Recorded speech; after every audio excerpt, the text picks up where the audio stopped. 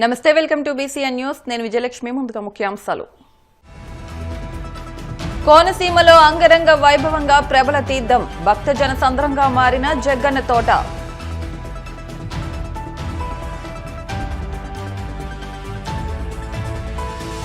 వాడపల్లి వెంకన్న ఆలయంలో ప్రత్యేక పూజలు, మంగళ వాయిద్యాల నడుమ శ్రీ స్వామి అమ్మవార్లకు మేల్కొలుపు సేవ, ఐశ్వర్యలక్ష్మి హోమం.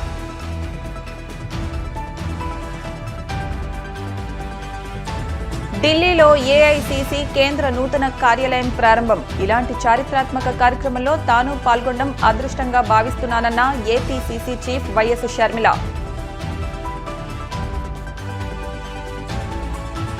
మోహన్ బాబు యూనివర్సిటీ వద్ద ఉద్రిక్తత, బాహాబాహికి దిగిన మోహన్ బాబు, మనోజ్ బౌన్సర్లు.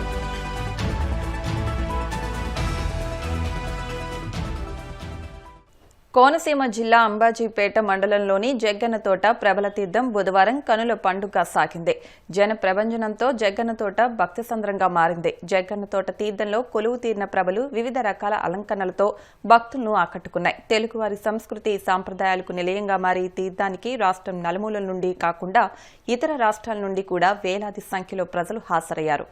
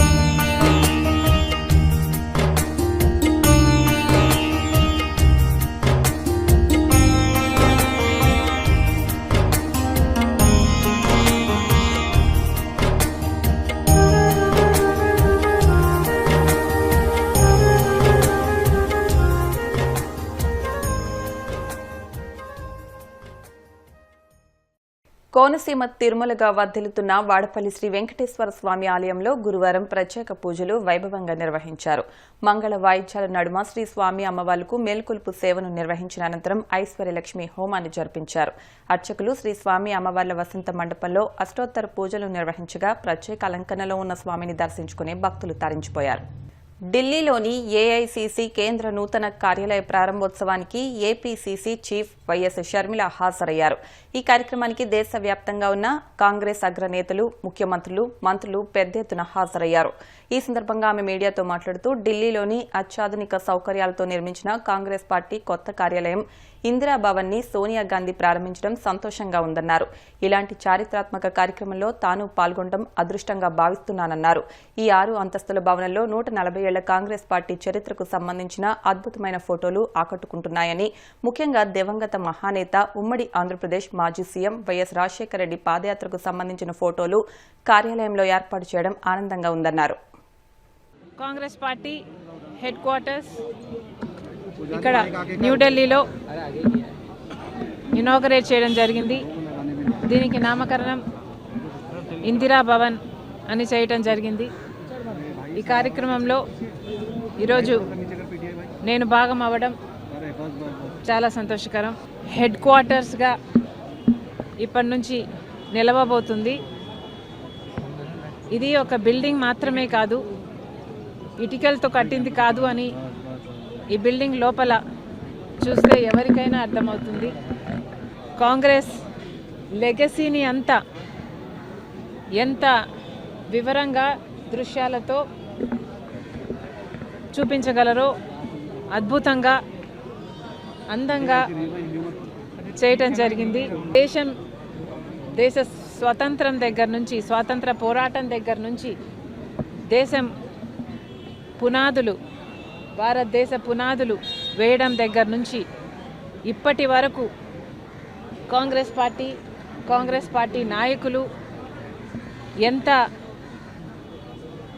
వారి శ్రమను, వారి రక్తాన్ని ధారపోసారో, ఎంతమంది ప్రాణ త్యాగాలు చేశారో, ఎంతమంది కాంగ్రెస్ యోధులు, కార్యకర్తలు అన్ని త్యాగాలు చేస్తే ఈ దేశానికి స్వతంత్రం వచ్చిందో, ఆ తర్వాత కూడా మన దేశానికి పునాదులు వేసి రాజ్యాంగాన్ని నిర్మించి ప్రపంచంలోనే అతిపెద్ద డెమోక్రటిక్ నేషన్గా ఈరోజు భారతదేశం నిలబడింది అంటే దీనికి అంతటికీ కారణం కాంగ్రెస్ పార్టీ. ఆ చరిత్రనంతా లోపల గోడల మీద చూపించడం జరిగింది. అసలు దేశ ప్రజలంతా ఆలోచన చేయాలి, ఈ మాటలను గమనించాలి. ఇవి దేశద్రోహ మాటలు కాదా? వీళ్ళు అధికారంలో ఉన్న వాళ్ళలాగా మాట్లాడుతున్నారా? వీళ్ళు టెర్రరిస్ట్ లాగా మాట్లాడటం లేదా? వీళ్ళ వ్యవహారం టెర్రరిస్ట్ లాగా లేదా? మన దేశానికి స్వతంత్రమే రాలేదని 1947లో లాంటి వ్యాఖ్యలు చేస్తున్నారు. రామ్ మందిర్ కట్టినప్పుడే స్వతంత్రం వచ్చింది అని మాట్లాడుతున్నారంటే వీళ్ళ విజ్ఞత, వీళ్ళ ఆలోచన తీరు ఎలా ఉందో ప్రజలు గమనించాలి. నిజంగానే ఆర్ఎస్ఎస్ కానీ బీజేపీ వాళ్ళు కానీ స్వాతంత్రం కోసం పోరాటం చేసింది లేదు కాబట్టి వీళ్లకు స్వాతంత్రం 1947లో వచ్చింది అంటే నిజంగానే వీళ్ళకి ఆశ్చర్యం కలగడం సహజమే అనిపిస్తుంది. వీళ్ళు ప్రాణ త్యాగాలు చేయట్లేదు, వీళ్ళు స్వాతంత్రం కోసం వాళ్ళ రక్తం పెట్టలేదు, వీళ్ళ శ్రమ లేదు, ఏది లేకుండానే మనకు స్వాతంత్రం, భారతదేశానికి స్వాతంత్రం వచ్చిందని వీళ్ళకి ఏడుపా? నిజంగానే వీళ్ళు అధికారంలోకి వస్తేనే స్వాతంత్రం వచ్చింది అని మాట్లాడుతున్నారు అంటే ఇది టెర్రరిస్ట్ భాష కాకపోతే ఏమిటి అని అడుగుతున్నాం. ప్రముఖ సినీ నటుడు మోహన్ బాబు ఫ్యామిలీ రచ్చ రోజు రోజుకు ముదురుతోంది. మరోసారి యూనివర్సిటీ వద్ద ఉద్రిక్తత పరిస్థితులు నెలకొన్నాయి. యూనివర్సిటీ వద్దకు వెళ్లేందుకు మంచు మనోజ్ యత్నించగా ఆయన్ను పోలీసులు అడ్డుకున్నారు. తన తాత, నానమ్మ సమాధులను చూసేందుకు తనకు ఎవరి అనుమతి కావాలంటూ మనోజ్ ప్రశ్నించారు. కోర్టు ఆర్డర్ నేపథ్యంలో యూనివర్సిటీ లోపలకు అనుమతి లేదని పోలీసులు తెలిపారు. ఈ క్రమంలో మోహన్ బాబు బౌన్సర్లతో మనోజ్ బౌన్సర్లు గొడవపడ్డారు. ఇరు వర్గాల బౌన్సర్లు ఒకరినొకరు కొట్టుకుంటూ రాళ్లు రువ్వుకున్నారు. పరిస్థితి అదుపు తప్పడంతో పోలీసులు లాఠీచార్జ్ చేశారు. భక్తుల కోర్కెలు తీర్చే కల్పవల్లిగా పూజలు అందుకుంటున్న కాకినాడ రూరల్ మండలం ఇంద్రపాలెం గ్రామదేవత శ్రీ ముసలమ్మ తల్లి జాతర మహోత్సవాలు అత్యంత వైభవంగా ముగిశాయి. సంక్రాంతి 3 రోజుల పాటు జరిగిన ఈ ఉత్సవాల్లో చివరి రోజైన కనుమ పండుగ రోజు అమ్మవారిని సుమారు 50,000 మంది కాకినాడ పరిసర ప్రాంతాల భక్తులు దర్శించుకుని మొక్కులు చెల్లించుకుని నైవేద్యాలు సమర్పించారు. సాయంత్రం ఆలయ ప్రాంగణమంతా విద్యుత్ కాంతులతో ప్రత్యేకంగా అలంకరించారు.